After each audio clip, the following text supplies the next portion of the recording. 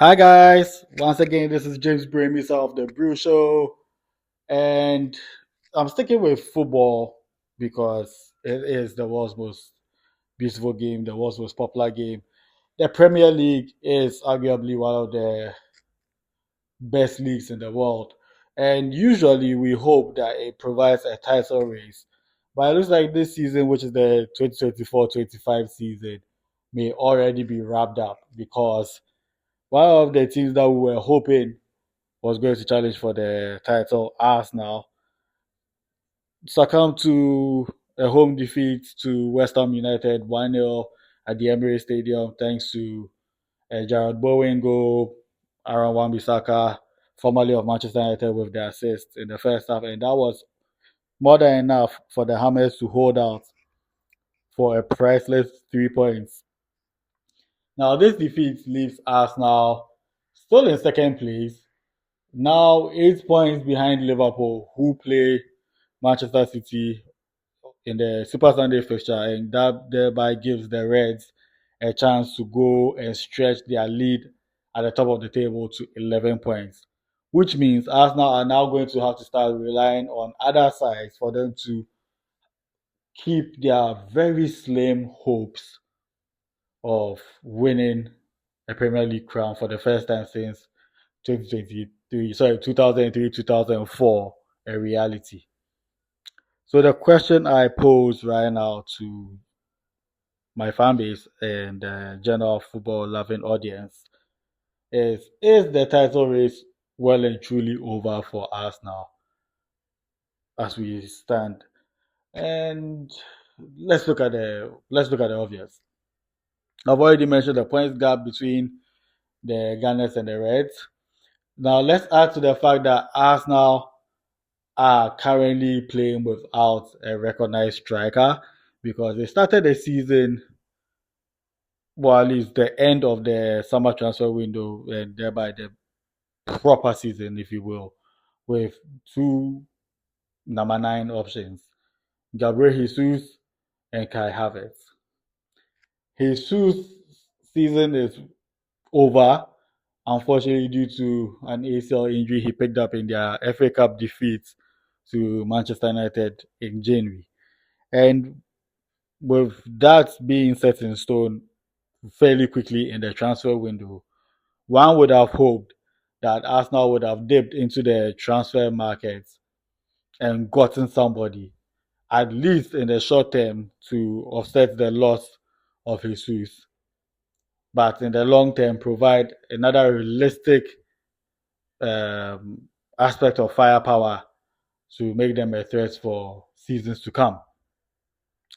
When you look at the fact that Arsenal's main creative force, Bakayo Saka, had already sustained an injury before they entered the aforementioned January transfer window, it would have made even more sense for the Gunners to have purchased a forward to give themselves a better chance of competing on all um, four trophies. At that point in time, Arsenal were still in the Carabao Cup, had not yet played Man United in the FA Cup, competing for the Premier League, and are still in the Champions League. Arsenal maybe were waiting for the right kind of striker to make themselves available. Maybe just didn't want a short-term fix. But for whatever reason, Arteta at that moment decided against publicly going out for a striker.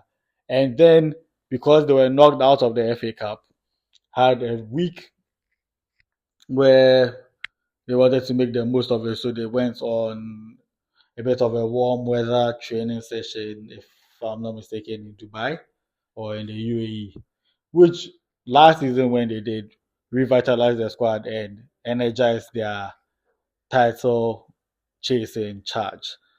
This season, on the other hand, the absolute worst thing happened because their only remaining forward option, at least senior forward option, Kai Havertz, has or also saw himself pick up an injury, which has more or less effectively ruled him out till the end of the season. Which means, like I mentioned earlier, Arsenal have no forward options. And then the panic sets in. Mikel Arteta and the club made a bid for Aston Villa's Oli Watkins. Too little, too late, because if Villa were supposed to sell a striker, then that bid should have probably come a bit earlier from Arsenal, because Villa ended up selling John Duran instead to Al Nassr. And there was no way they were going to let both of their strikers go in the same transfer window. Fast forward to what happened in game week 26 of the Premier League, and their defeat against West Ham. The Gunners had to play a midfielder, Mikel Merino, as their number 9, because they haven't gotten any.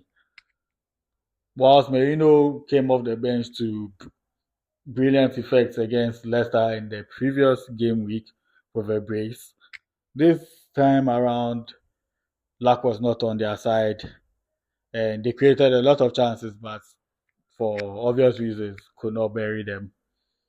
And now, what can they do to salvage the season?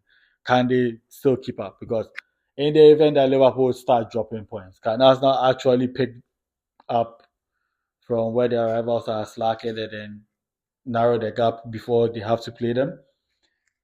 Where are the goals coming from? Again, if you watch today's game and if you watch the game against Leicester, you notice that while the Gunners are still trying hard to create with Odegaard, with Trossard, with Declan Rice, with Thomas Partey, with Ethan Waneri, nobody realistically has what it takes to finish those chances off, because when you look at other options they may have, Martinelli is also injured.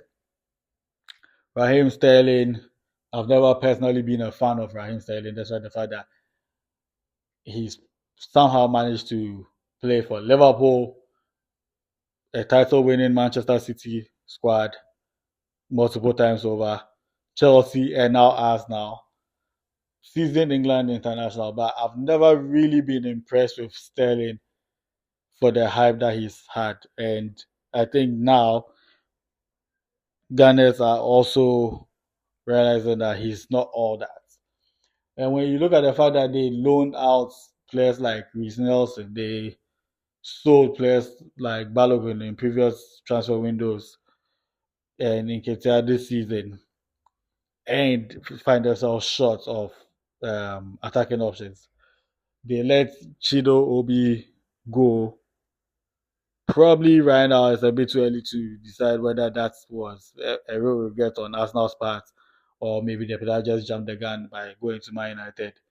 But if one can only imagine that if Obi was part of the Arsenal setup right now, this should have been the perfect opportunity for him to break through to the squad. They have somebody in mind. I'm not an Arsenal fan, so I don't really know the names of the players, but I do know that they had a player in mind to try and promote to at least um, stop the gap that is clearly existing with regards to their number 9 options. But that player happens to be only 15 years old, and as such, he's deemed too young by the Premier League to be playing. So that's that. Are there any free agents that are available as strikers for Arsenal to try and get? I don't think so. I've heard rumors, thanks to the Nutmeg podcast. Shout out to Princeton Redu and his guest today, Leroy Hoxton and Daniel Gidiglo. They did well to try and dissect the state of Arsenal right now, and if they could probably win the Premier League without a striker. So, guys, check out that podcast right after this video. But yeah, back to the thing. What do you think?